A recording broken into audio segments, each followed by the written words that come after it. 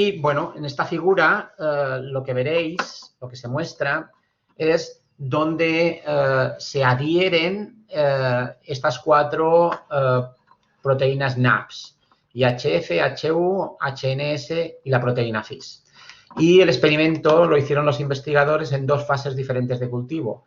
La fase, digamos, exponencial de crecimiento y la fase estacionaria de crecimiento.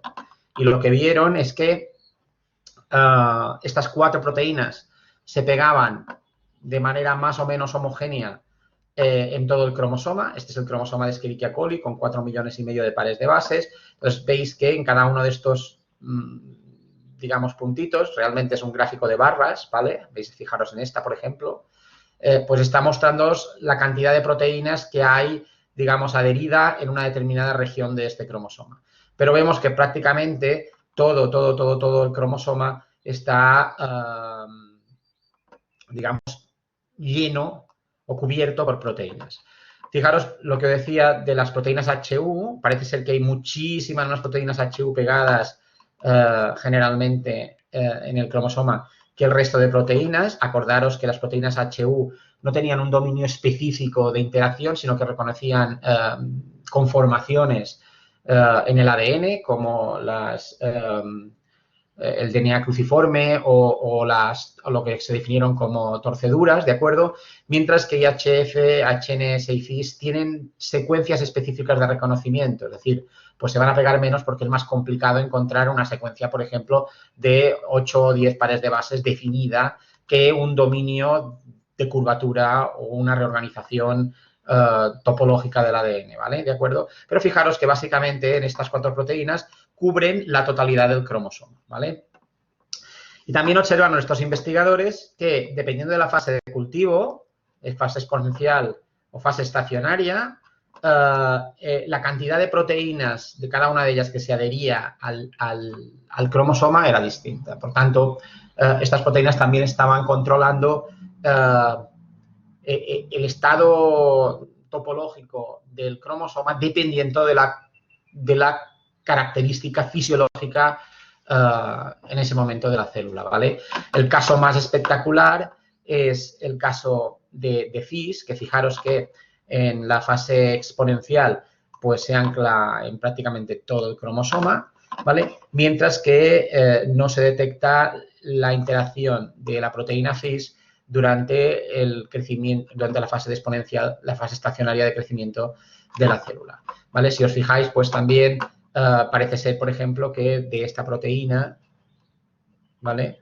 Fijaros que en esta proteína los dominios de interacción suelen ser mayores en HNS durante la fase exponencial que durante la fase estacionaria. Es decir, que estas proteínas cubrían la totalidad del cromosoma, pero además, dependiendo de las condiciones de crecimiento, habría más de unas que de otras. Unas serían más importantes en una determinada fase que en la restante, ¿vale? Otra tecnología que también ha sido muy importante para determinar cómo es el nucleoide bacteriano es la microscopía de fluorescencia de campo amplio, ¿vale? Con principalmente proteínas de unión al nucleoide marcadas con fluorocromos. Se puede hacer, y de hecho se ha hecho, una microscopía de fluorescencia con células, digamos, fijadas, utilizando un compuesto químico que interacciona con el ADN. La tinción DAPI se utiliza para esto.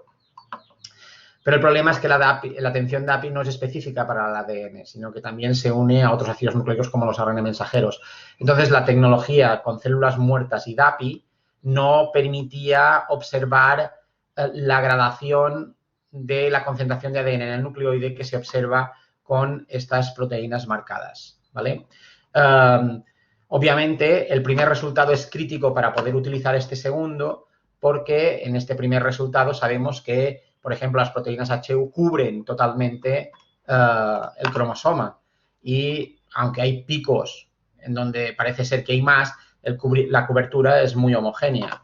Entonces, con este resultado, uno puede pasar a trabajar con estas como una referencia indirecta de la concentración de ADN que se encuentra en el nucleoide.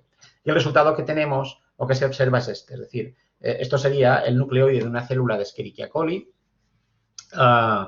Y vemos que hay una gradación del interior del nucleoide al exterior del nucleoide en cuanto a concentración de ADN. Es decir, en estas zonas de aquí vemos que hay una elevada concentración de ADN y a medida que nos vamos alejando de esta zona, pues hay como un gradiente habiendo menor cantidad de ADN en el nucleoide. Aquí, obviamente, es donde se concentraría la mayor parte de estas proteínas que estarían anclando al cromosoma. Fijaros que hay zonas un poquito menos densas, pero en general la zona central del nucleoide está más, digamos, concentrada en ADN que la parte exterior. Por tanto, gracias a estos resultados, ya se define al nucleoide como un orgánulo, ¿vale? Aunque, obviamente, no es membranoso, pero es un orgánulo celular en procariotas. Además, es uno de los orgánulos que está presente en todas las células procariotas, es decir, todas las células procariotas tienen nucleoide porque todas las células procariotas tienen el problema de que hay demasiado DNA para mantenerlo en el interior de la célula sin compactar, ¿de acuerdo? Y además, este nucleoide está organizado en macrodominios, ¿vale? ¿Y cómo sabemos que está organizado en macrodominios? Bien, la primera evidencia fue la que se obtuvo con esta tecnología de ChIP-seq y la utilización de dos NAPs en concreto, el sistema MACP y el sistema MUC-B, ¿vale? ¿Qué sucedió con estos dos sistemas? Pues si os fijáis, a diferencia de lo que ocurría aquí, que por ejemplo teníamos la proteína HU que cubría todo el cromosoma, en este caso vemos que la proteína MACP se ancla específicamente o de una manera mayoritaria a la zona de la terminación, ¿vale? Bueno, aquí estaría el origen de replicación y aquí sería la zona de terminación. Después hablaremos de la funcionalidad de estas zonas, pero se veía, por ejemplo, que MACP se anclaba preferentemente en esta zona de aquí y vemos que aquí la concentración de proteína MACP es mucho menor que en esta zona. Y el caso de MUC-B también era bastante espectacular porque veíamos que en esta zona de aquí había muchísimo MUC-B, principalmente en la zona próxima al origen de replicación, y a medida que nos íbamos alejando de esta zona, veíamos que la concentración de esa proteína MUC-B iba bajando. Al menos con estas dos proteínas ya podíamos definir dos zonas claramente diferenciadas. Pero el análisis estadístico de las interacciones ya sugería la presencia de otras zonas, digamos, en estos dos hemisferios, ¿vale? ¿Cómo se definieron el total de macrodominios que tiene el nucleoide procariota? Bueno, pues con otra tecnología, que es la tecnología de Chromosome Conformation Capture, o captura de la conformación del cromosoma. Intenta estudiar esa tecnología si hay zonas de ADN alejadas que están conectadas entre sí con la acción de las proteínas, ¿vale? Entonces, este sería el esquema, lo que veis aquí, este lacito, ¿vale? Sería el esquema de una zona de ADN, que tenemos aquí una región, tenemos una proteína, esta región continúa por aquí y esta región vuelve a caer sobre esta proteína. Es decir, que esta proteína de aquí, esta NAPS, está poniendo en contacto esta zona de la cadena de ADN con esta otra zona de la cadena de ADN. ¿De acuerdo? Bien. Entonces, ¿en qué consiste esta tecnología? Bueno, pues se aísla el material genético con las NAPs conectadas o se hace lo mismo que se hizo en el otro caso, coges el DNA purificado y lo conectas y le añades las NAPs y en este caso sí que fijas esta interacción, ¿vale? Fijando esta interacción haces que el complejo entre el material genético y la proteína NAPS se mantenga estable. Y a continuación lo que haces es, utilizando una enzima de restricción de corte no excesivamente frecuente, cortas y formas estas estructuras en forma de X. Básicamente lo que tenemos es que este loop, aquí había una diana de restricción, pues es atacado por esa diana de restricción y queda esta estructura en forma de lazo, porque hay esta proteína que está manteniendo físicamente unidas esta y esta cadena de ADN. ¿De acuerdo? A continuación, se regenera esta cadena de ADN utilizando una ligasa. Es decir, las restrictasas cortan específicamente en una secuencia, ¿vale? Imaginemos que ha cortado aquí y que ha cortado aquí, ¿vale? Entonces hemos perdido este trozo del lazo y nos ha quedado esto de aquí. Y entonces ahora lo que conseguimos es unir esto con esto, esto con esto, esto con esto. ¿De acuerdo?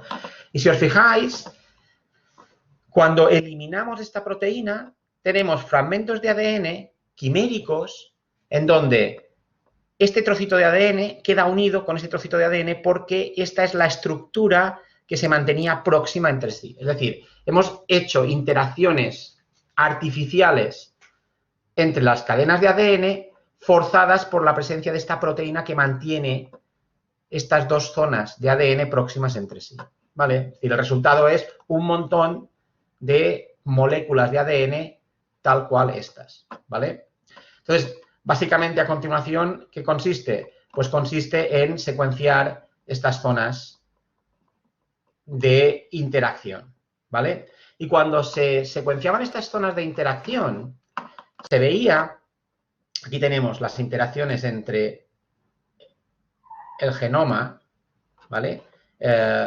Por ejemplo, esta sería la posición, digamos, número 4 del genoma, ¿vale? O sea, aquí empieza, digamos, el genoma, está colocado, este sería el nucleótido número 1 y este sería el nucleótido número 4500, 4.500.000.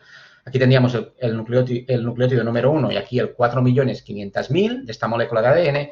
Y aquí os están mostrando las veces que se ha identificado una interacción entre una región del cromosoma y otra. Entonces, fijaros que mayoritariamente tenemos una línea casi perfecta, por no decir perfecta, y es porque, obviamente, estas interacciones ocurren en zonas muy próximas entre sí, ¿vale?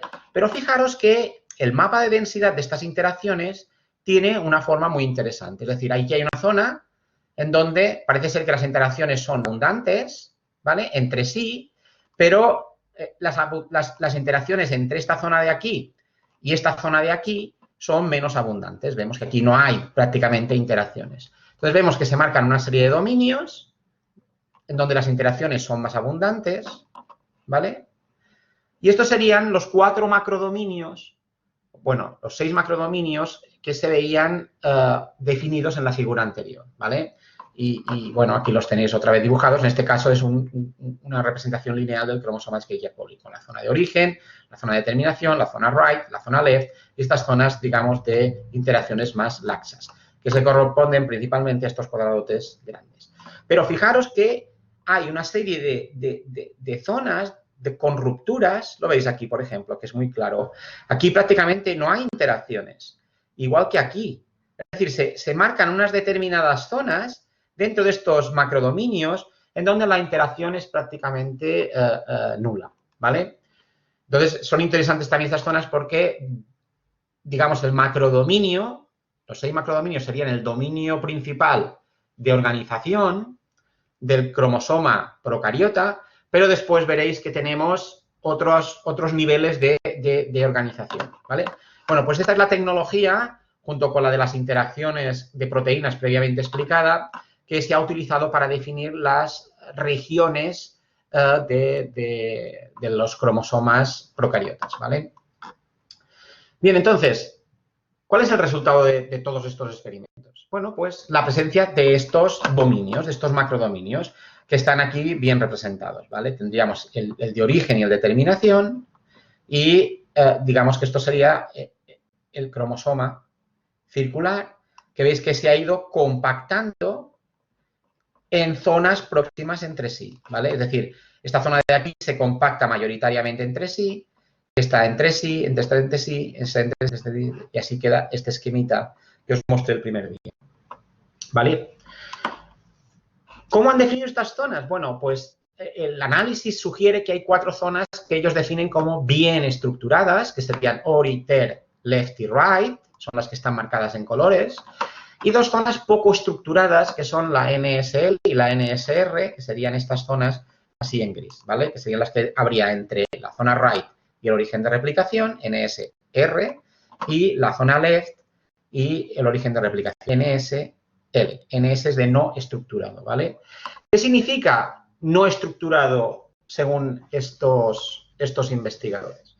Bueno, lo que se ha observado es que estas zonas no estructuradas, lo que ocurre es que interaccionan más fácilmente con el resto del cromosoma que estas zonas estructuradas.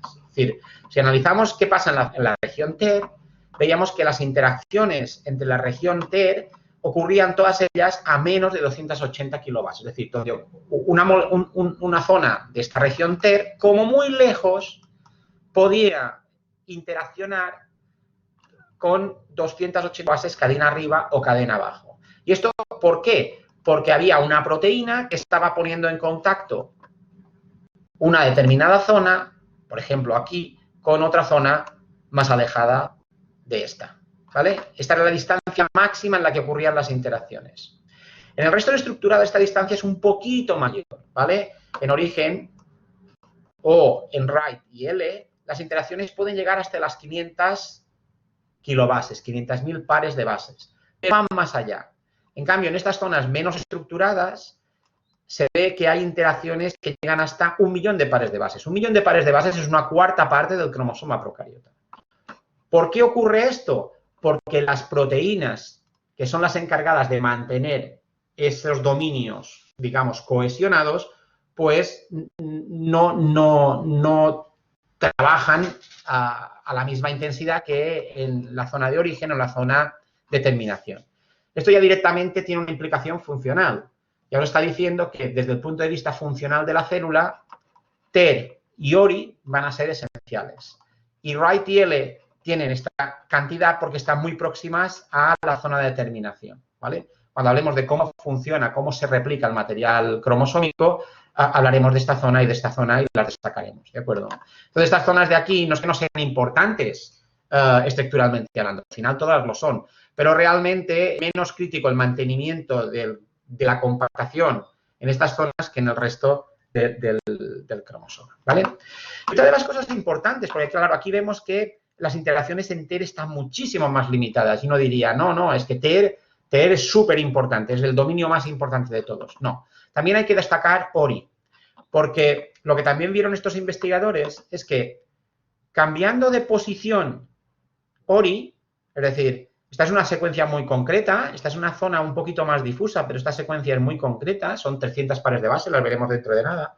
Bueno, pues en vez de poner ORI en esta posición o en esta posición, la poníamos desplazada de este eje, estos investigadores vieron que la zona TER se mantenía, pero estas zonas R, L y NSR y NSL variaban. Es decir, que ORI definía principalmente la presencia de estas zonas intermedias entre la zona de terminación y ella misma, ¿vale? Por tanto, ORI también es importante en el mantenimiento de la estructura del nucleoide, ¿vale? Y, ¿qué proteínas son las básicas para mantener esta estructura de los macrodominios? Bueno, es cierto que todos los NAPs intervienen en el mantenimiento de esta estructura, porque al final son los que condensan el cromosoma. Pero los que mantienen principalmente esta compartimentación en macrodominios son MACB y MUCB, que acordaros eran aquellas proteínas que tenían mayor avidez por una zona frente a la otra, ¿vale? Entonces aquí, en este esquemita, os muestra cómo trabaja el sistema MAT en la zona de terminación, haciendo esta especie de entramado de ácidos nucleicos que mantiene cohesionada esta zona, ¿vale? Muy bien. Pues estos serían los 6 macrodominios. ¿Qué pasa dentro de estos macrodominios? Bueno, pues dentro de los macrodominios se han definido los dominios de interacción de los cromosomas, que eran estas nubes que veíamos en la figura inicial, ¿vale? Es decir, si esto es un macrodominio, fijaros que había aquí unas zonas en las que quedaba bloqueada radicalmente la interacción, ¿vale? Aquí tenemos otra, ¿vale? Y esto visto en más detalle, pues hay unas cuantas más. Bueno, pues estas zonas definen estos dominios de interacción cromosómica, o CIDs, ¿vale? Y en este trabajo, estos investigadores definieron en Escherichia coli un total de 31 CIDs, que no están distribuidos homogéneamente, ¿de acuerdo? ¿Vale? El rango, el tamaño de estos CIDs oscila entre las 40 y las 300 kilobases, ¿vale? Y eso nos sugiere que no están relacionados única y exclusivamente con el mantenimiento de la topología, sino que también estarán relacionados con la funcionalidad de este cromosoma. Habrá zonas, pues, que funcionarán de manera ligeramente autónoma, que serán más pequeñitas, por ejemplo, 40 kilobases, y después habrá zonas de trabajo, digamos, colaborativo, que ocupan una mayor cantidad de ADN, por ejemplo, 300.000 pares de bases, ¿vale?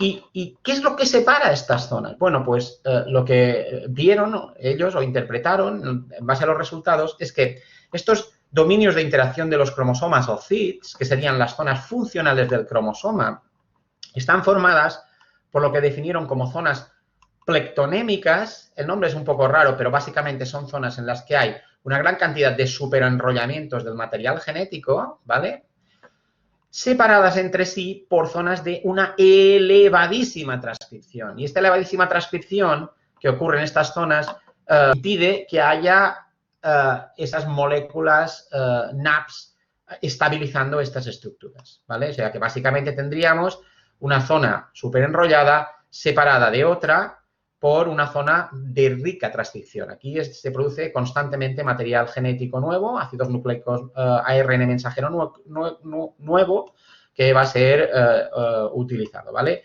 Y entonces esta es la explicación real a la existencia de estas zonas de interacción diferenciada entre los macrodominios, ¿vale? Bien. ¿Hay otro nivel estructural después de los CIDs? Pues sí, son los dominios topológicos, ¿vale? Que serían estas zonas de material genético superenrollado, estas zonas plectonémicas que vemos aquí, ¿vale? Que vemos que hay un loop, hay otro loop, hay otro loop, hay otro loop, hay otro loop. Bueno, pues estos loops que se forman aquí están estabilizados gracias a la acción de NAPS, ¿vale? Principalmente HNS y FIS. Es decir, que dentro de estos CIDs tendríamos, en primer lugar, los macrodominios. Dentro de cada macrodominio encontraríamos CIDs, ¿vale?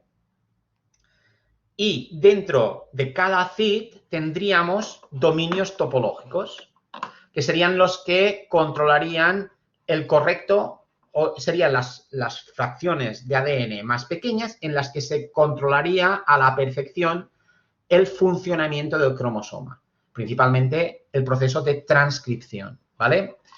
Y entonces, ¿qué cosas interesantes tienen esos CIDs? Pues que estas estructuras están físicamente separadas de otras por NAPS, ¿vale?, que estabilizan esta región.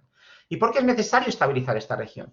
Porque si una RNA polimerasa está fabricando ADN, en el proceso de polimerización del ADN, lo que genera es torsión en un lado de la molécula y relajación en la otra. Entonces, donde se acumula la torsión, tenemos un problema físico y hay que controlar esta acumulación o liberación de tensión de alguna manera para que no se, digamos, desplace a lo largo de la cadena. Entonces, los NAPS son los encargados de controlar que estas fuerzas que se generan en una determinada zona de ADN no sobrepasen estos límites, ¿de acuerdo? De hecho, aquí hay un esquema muy sencillito de entender, es que si la torsión en una de estas zonas fuese tan alta que se rompiese la cadena, ¿vale? Y, por ejemplo, esta es un dominio súper enrollado y queda relajado, este relajamiento no afecta al resto del material genético porque está controlado por la acción de estas NAPS, ¿de acuerdo? Por lo tanto, el punto final de esta estructura macrodominio CID terminaría con los dominios topológicos, que tendrían un carácter principalmente funcional relacionado con la correcta transcripción de los genes que en él están codificados, ¿vale? Y esto es lo que quieren mostraros este esquema.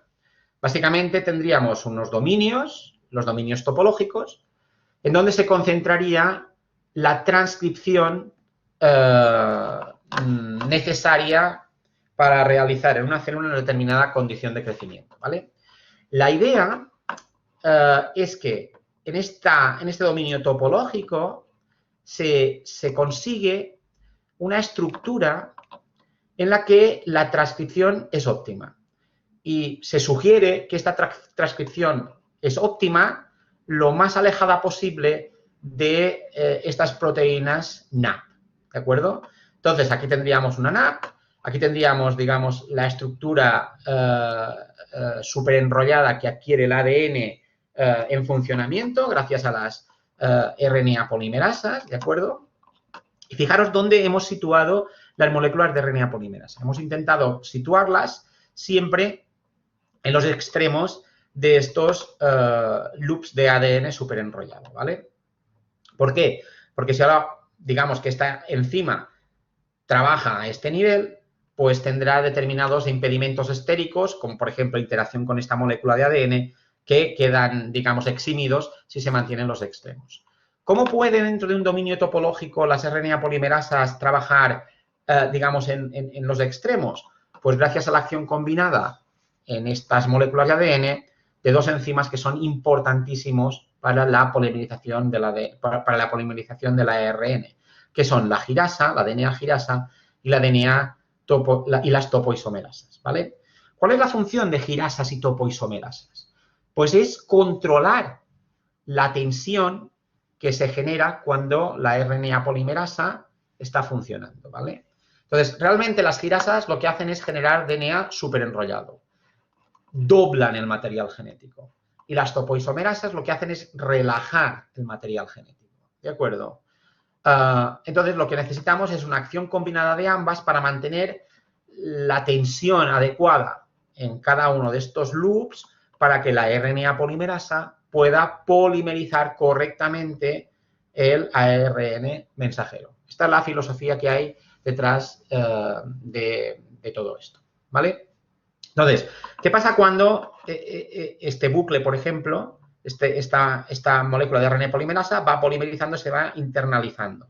Bueno, pues que la girasa y la topoisomerasa van trabajando conjuntamente y van facilitando este desplazamiento de la hebra. En el momento en que esto va avanzando hasta aquí, esta zona de ADN recibe un cierto grado de tensión y este trozo del DNA es liberado de esta molécula de NAP, pero siempre habrá otro dominio próximo de interacción y permitirá el anclaje de esta zona con esta proteína, ¿de acuerdo? De tal manera que con el balance entre las interacciones de los dominios con estas proteínas NAP, somos capaces de mantener una estructura, un dominio topológico funcional variable. Es decir, estos loops que se forman aquí no son fijos y estáticos, sino que van cambiando a medida que va utilizándose el material genético, a medida que se va transcribiendo el material genético.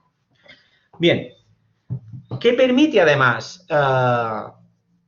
la estructuración en dominios topológicos? Pues permite dos cosas súper importantes.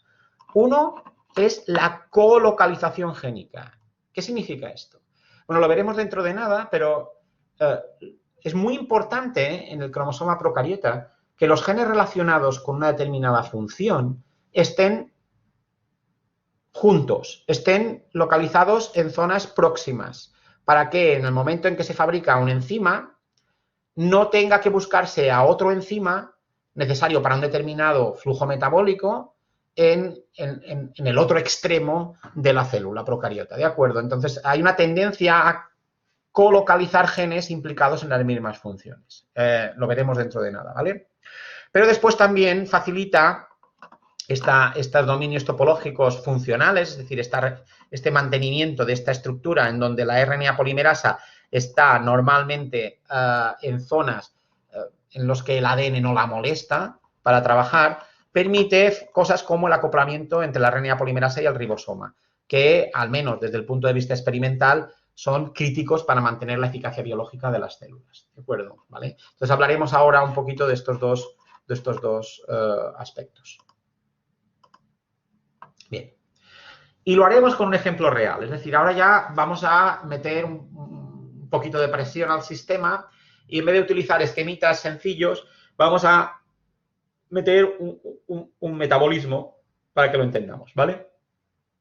He decidido utilizar un metabolismo con el que me siento cómodo porque hice mi tesis doctoral pues, con la fijación de nitrógeno en Landi. Y bueno, al menos recuerdo algunas de las cosas que ocurrieron, ¿vale? Hace tanto tiempo, pero todavía me acuerdo de él. Bien, y además, bueno, es un buen modelo porque es uno de los metabolismos que más adelante pues, tendremos que tener en cuenta, que considerar, ¿no? ¿Vale?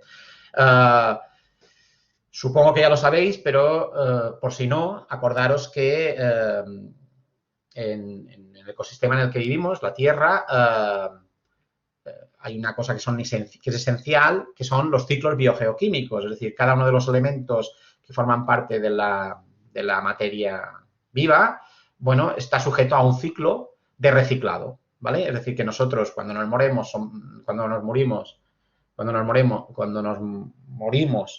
pues al final somos descompuestos y toda la materia que nos ha formado, pues vuelve, ¿de acuerdo? Y hay una serie de organismos que se encargan de reciclar la materia viva, ¿vale? Y todos los ciclos están cerrados. Y en el ciclo del nitrógeno es muy interesante porque el responsable final de cerrar el ciclo siempre son las bacterias, porque hay una fase del ciclo del nitrógeno, que es la fijación del nitrógeno, es la captación de nitrógeno gaseoso, N2, y su transformación en amonio. Aquí tenéis la reacción de la nitrogenasa, ¿vale? El nitrógeno gaseoso es transformado a amonio.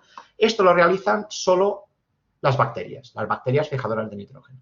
No hay hongos, no hay levaduras que puedan fijar nitrógeno, solo lo hacen las bacterias, ¿de acuerdo? Y por eso, bueno, a mí me interesó en el momento de la tesis.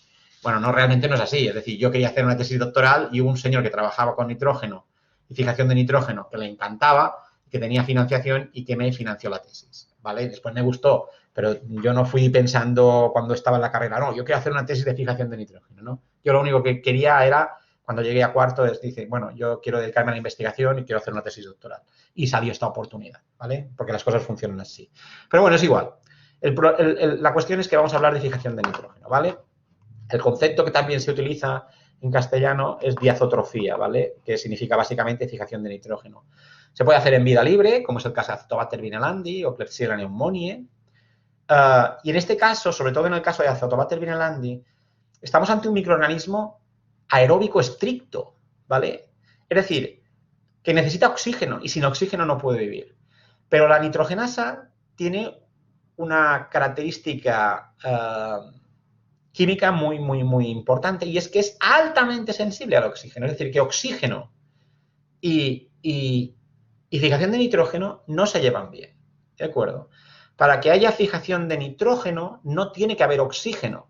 Entonces, ¿cómo puede un microorganismo como Azotobacter vinelandii, que es aerobio estricto, es decir, no puede vivir sin oxígeno, tener en su interior un mecanismo que es estrictamente anaerobio? Es decir, no puede haber oxígeno alrededor de la nitrogenosa porque si no se inactiva, ¿de acuerdo? Bien, Klebsiella pneumoniae, que también es de vida libre y es aerobio, no es un aerobio estricto, puede crecer en anaerobiosis y es solo en anaerobiosis donde realiza la fijación de nitrógeno. Y los rizobios son organismos que viven en simbiosis y dentro del nódulo de las leguminosas, que es donde se desarrollan esos rizobios, se consiguen esas condiciones anaeróbicas. Claro, la pregunta del millón era, ¿cómo es posible que Azotobacter vinelandii consiga condiciones anaerobias viviendo en presencia de oxígeno en vida libre? ¿Vale? Bueno, después hablaremos, pero bueno, la idea es esta, ¿no? Bien, entonces, fijaros que la nitrogenasa es una enzima que es relativamente sencillo, ¿vale? El enzima final no es más que un alfa-2 beta-2, o sea, dos subunidades de NIF-D y dos subunidades de NIF-K en donde se realiza esta función de fijación del nitrógeno, ¿vale? Hay otro componente de la nitrogenasa, el tercer componente, que sería NIF-H, que no es más que un dador de electrones, ¿de acuerdo?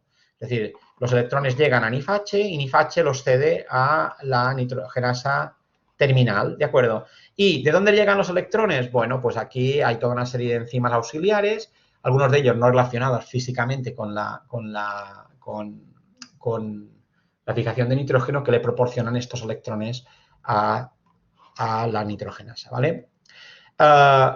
Quiero destacar también el hecho de que en Azotobacter vinelandi hay 3 nitrogenasas distintas. La nitrogenasa estándar, que depende de molibdeno, ¿vale? Entonces, la nitrogenasa tiene un cofactor metálico, el cofactor CEMOCO, que es un cofactor formado por hierro y molibdeno. Y aquí está lo gracioso de la nitrogenasa, aunque solo son 3 enzimas, 3 péptidos que forman parte de la enzima funcional final, se necesitan un montón de proteínas, aquí tendríais todas las proteínas involucradas en la biosíntesis de este enzima activo, ¿vale? Es decir, tenemos NIFDK, aquí no aparece NIFH, pero fijaros que tenemos NIFQ, NIFV, NAFY, NIFX, NIFB, NIFFN, sin gafas no lo veo.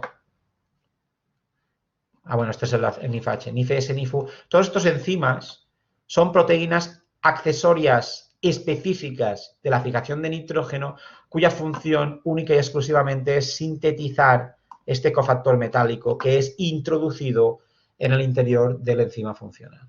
¿Vale? Bien.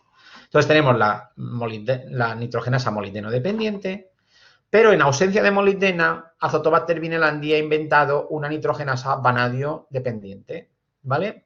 Básicamente sustituir el cofactor de hierro y molibdeno por un cofactor de hierro y vanadio, ¿de acuerdo? En este caso el vanadio haría el papel del molibdeno, básicamente. Pero los nombres de los enzimas son diferentes. Aquí estamos hablando de los genes NIF y proteínas NIF. Aquí estaríamos hablando de los genes VNF o proteínas VNF, porque realmente son clústeres genéticos diferentes. Genes diferentes que codifican para proteínas diferentes.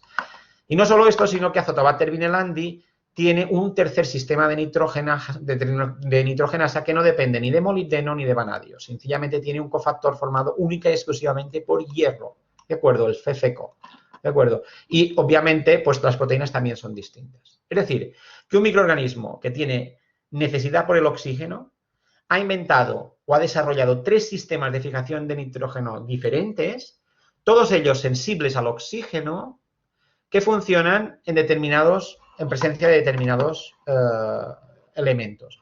Tened en cuenta que ni el molibdeno, ni el vanadio, ni el hierro son muy frecuentes o son muy accesibles para las células, especialmente el molibdeno y el vanadio.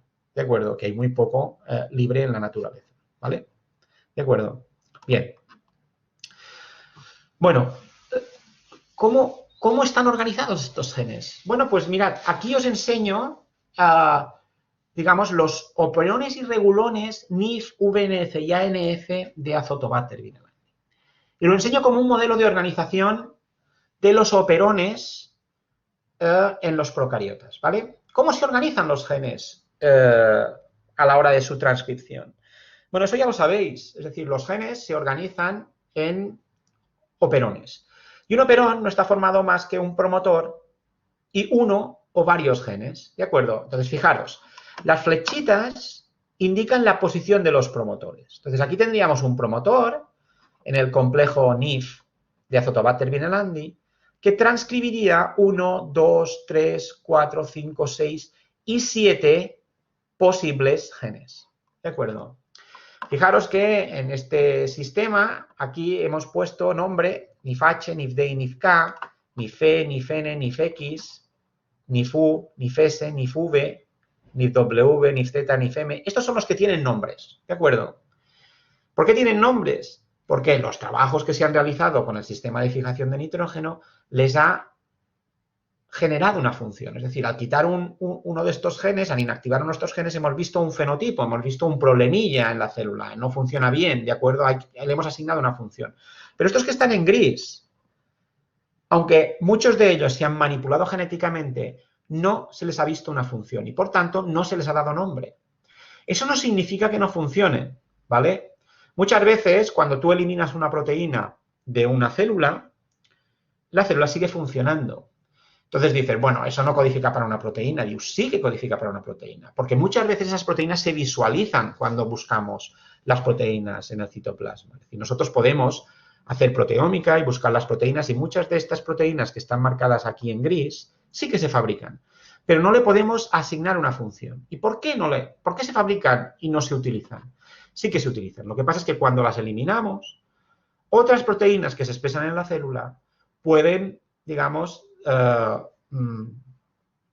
pueden sustituir a proteínas que nosotros eliminamos, ¿de acuerdo? ¿Vale? Entonces, bueno, nos vamos a centrar solo en estas, ¿vale? Que son las que tienen función. Bien. Fijaros, entonces, un promotor que transcribe todos estos genes. Otro promotor que transcribe todos estos genes, ¿vale? Fijaros que aquí hay un promotor que transcribe solo un gen. No quiere decir que no haya una transcripción que se pueda alejar. Después hablaremos de los terminadores transcripcionales. Pero fijaros que aquí tenemos otro promotor que transcribe más. Es decir, que tenemos operones monogénicos y operones poligénicos. Y un operón estaría formado por un promotor y uno o varios genes que se transcriben a partir de ese promotor. ¿De acuerdo? Esta sería la organización de este operón, ¿vale? ¿Y qué pasa con los genes NIF? Pues fijaros que todos los genes NIF, es decir, los implicados en la nitrogenasa molibdeno dependiente, están juntos. Es decir, esto sería una región génica de, no sé si son unos 20 y algo kilobases, ¿vale? Ahora no me acuerdo el tamaño exacto, pero todos los genes están uno al lado de otro, ¿vale? Fijaros qué pasa con los genes de la nitrogenasa vanadio dependiente. Todos están uno al lado del otro. ¿De acuerdo? Todos. Y lo mismo ocurre con la nitrogenasa hierro dependiente. Todos están uno al lado del otro. Es decir, que en procariotas hay una tendencia de juntar genes implicados en una determinada función en la misma región geográfica del cromosoma. ¿Por qué?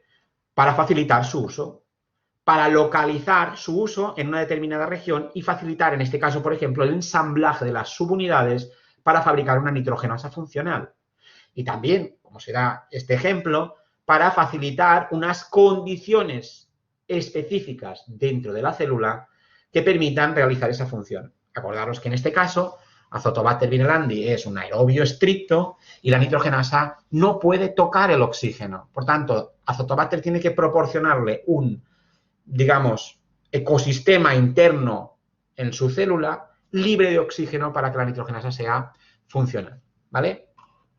Bien, fijaros que esto es un operón, esto sería otro operón, esto es otro operón, otro operón. Tenemos 4 operones distintos, 5 operones distintos bien caracterizados que están juntos. Es decir, no solo vamos a juntar genes en operones, sino que vamos a juntar operones en estructuras, digamos, más grandes. Estas estructuras más grandes en tamaño y en organización es lo que se conocen como regulón. Entonces, este sería el regulón NIF, este sería el regulón VNF y este sería el regulón ANF. ¿Y qué tienen en común los regulones entre sí? Pues todos los regulones tienen proteínas reguladoras que controlan la expresión, ¿vale? Entonces, en este caso, el regulón NIF está partido en 2 trocitos, ¿vale? Pero veremos que hay estrategias para mantener esto colocalizado. La idea es que estas proteínas, NIF-L y NIF-A, que son los reguladores transcripcionales de los genes NIF, son los encargados de controlar la transcripción de este operón, de este operón, de este operón, de este operón, de este operón y de este operón. Es decir, que los regulones lo que hacen es colocalizar operones para poder ser controlados por unas pocas proteínas reguladoras. Lo mismo ocurre aquí con los genes VNF. Tenemos 1, 2 y 3 operones metabólicos que estarían controlados por una sola proteína reguladora, la que surge del gen VNFA. Y aquí exactamente lo mismo para los genes Fe dependientes. ¿De acuerdo? Este modulón de aquí, este regulón de aquí, perdón, estaría formado por un solo operón metabólico y una proteína reguladora. Este otro regulón de aquí estaría formado por 3 operones metabólicos y una proteína reguladora. Y este regulón de aquí estaría formado por 1, 2, 3, 4, 5 y 6 operones metabólicos y, en este caso, 2 proteínas reguladoras que se co-transcriben a partir de un promotor. ¿De acuerdo? Bien, veo que ahora ya son las 9:50. No hemos terminado, ¿vale? Esto ya lo que os he explicado, de acuerdo, aquí estas serían las proteínas NIF que intervienen en la regulación de los genes estructurales.